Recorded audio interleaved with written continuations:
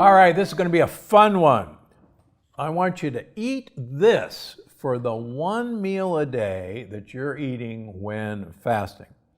Now, if you've listened to this podcast for a while, you know I eat one meal a day, the so-called OMAD protocol, during the winter as part of my fasting protocol for optimal health.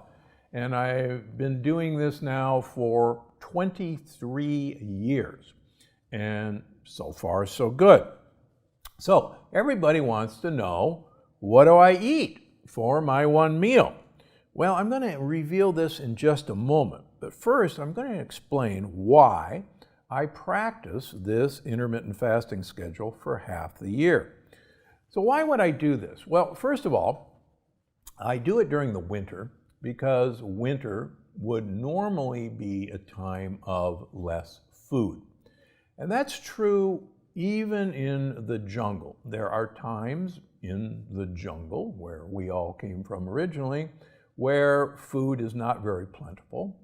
Fruit, as you know, only ripens once a year in the jungle, in the spring and summer, and maybe a little bit in the fall, and then it's not available at other times of the year. Those of us who grew up in the northern hemisphere or even southern hemisphere, where there are strong seasons, know that the winter seasons is a time of less food availability.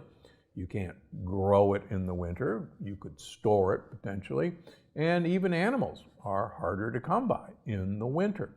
So there's good evolutionary evidence that we went through periods of getting a lot to eat and storing fat for the winter, and then living on our fat for extended periods of time and not having much access to food. And so there are circadian rhythms that happen in a 24-hour cycle that most of us are now aware of, but there's also circadian rhythms that happen with spring, summer, fall, and winter.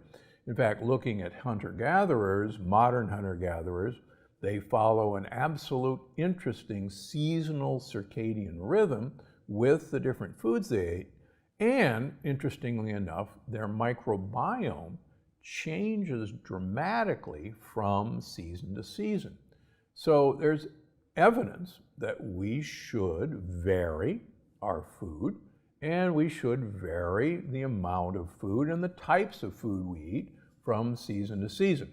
So from an evolutionary standpoint, I've chosen winter and spring as the times where I'm going to cut back on food. Do I do it in the summer and fall? In general, no. Although last year I did add more OMADs to my diet during the week, just for fun, and it really didn't make much difference one way or another. Now, how in the heck do you just eat one meal a day? Aren't I starving to death all the time? Well, as I point out in my last two books, you don't want to go from eating 16 hours a day, lots of little meals, to eating in a 2-hour window and fasting 22 out of 24 hours. Most people, as I talk about in Unlocking the Keto Code, will fall flat on their face. You will have no energy, you will have headaches, you will not want to do anything. But you want to gradually transition to compressing your eating window to a smaller and smaller time period. I prefer to have my one meal a day at dinner time. Why do I do that? Because both my wife and I work, and it's really the only time we have to sit down and eat a meal together. So sure, could I eat my one meal a day at lunch, or could I eat my one meal a day at breakfast and then not eat the rest of the time? Sure, and those are certainly practical options, but just from a family standpoint, I've chosen to eat my one meal a day at dinner. Recently, we've had a number of patients, because of Unlocking the Keto Code's influence on them, adopt one meal a day. And I just saw two of them, a husband and wife team in their 60s, adopt this program before their last blood test. And I was particularly worried, believe it or not, about the wife, who, even though she was of normal weight and had a normal insulin level, had actually a very elevated insulin-like growth factor 1, IGF-1.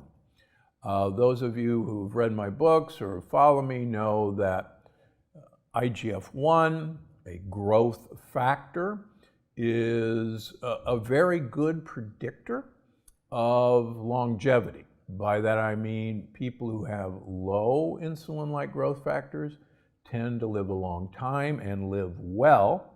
People who have elevated insulin-like growth factors tend to have shorter lives, and there's some evidence of increased cancer in those individuals because as we get older, I can guarantee you there is nothing in us that we want to grow. So growth factor makes things grow. And the evidence from the Italian athlete study that I reference in the last book shows that people who compress their eating window dramatically reduce their insulin-like growth factors, even if they don't change the amount of calories they eat. And sure enough, this woman was running insulin-like growth factors in the low 200s, which personally at that age you don't want. Just switching over to one meal a day for 2 months prior to the test dropped her insulin-like growth factor from 210 down to 120. That's a 90-point drop, and that's dramatic. The husband did even better. He started out at about 149, and he dropped down to 89, which once you start getting under 100, if you look at my patient population, my super old patients, 95 and above, who are doing well, they run IGF-1s of 50 to 70, and it's very consistent across the board. So it's one way to manipulate, I think, a very important marker of aging, which is insulin-like growth factor. And again, the studies both in animals and in athletes, Italian athletes, suggest that this is a good method to change what's happening in insulin-like growth factor. Now, what's the optimal meal to eat if you're only going to have one meal a day?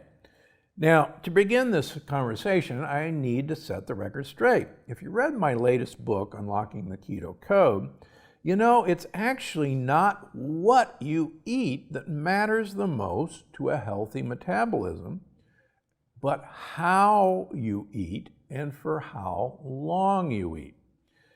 That's the most dramatic finding of the NIH experiments done by Dr. Ralph DiCabo in mice, looking at not so much the foods the mice were given to eat, but the timing of when the mice got to eat their food.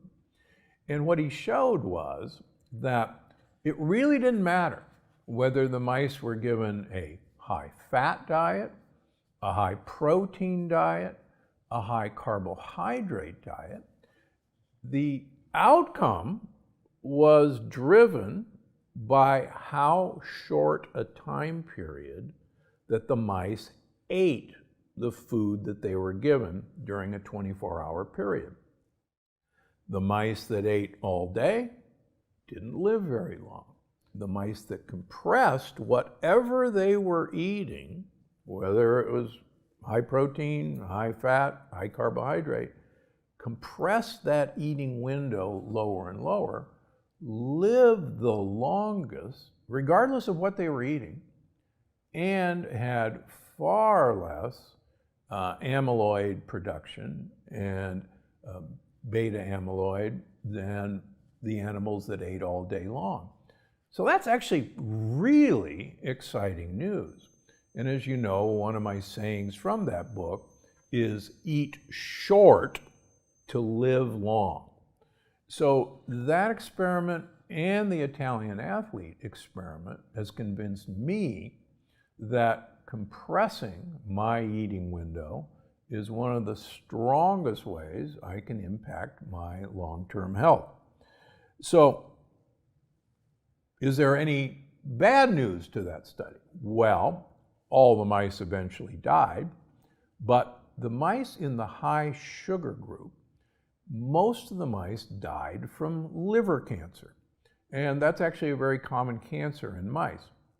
So, long story short, would I make my one meal a day mostly sugar? No, I wouldn't. But the takeaway is the beauty of constricting the time that you eat all of your calories during the day gives you lots more options into not being a fanatic. Oh, I can't have this, I can't have that. I can't have that because that's high carbohydrate or that's high fat or that's high protein. Just compressing your eating window gives you tremendous power over your health. So, what would I suggest you have? Well, first of all, I can't say this enough, the more I can have you eat green things, the better off you are.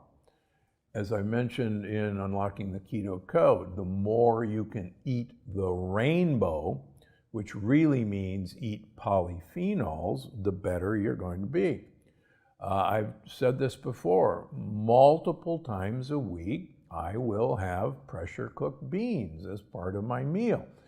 And that just drives some of my critics crazy, but pressure cooking beans makes them actually an important part of your diet. I learned this from my years at Loma Linda.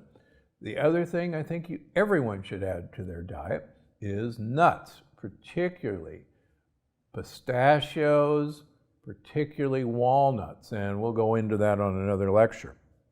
But every day I change what I eat.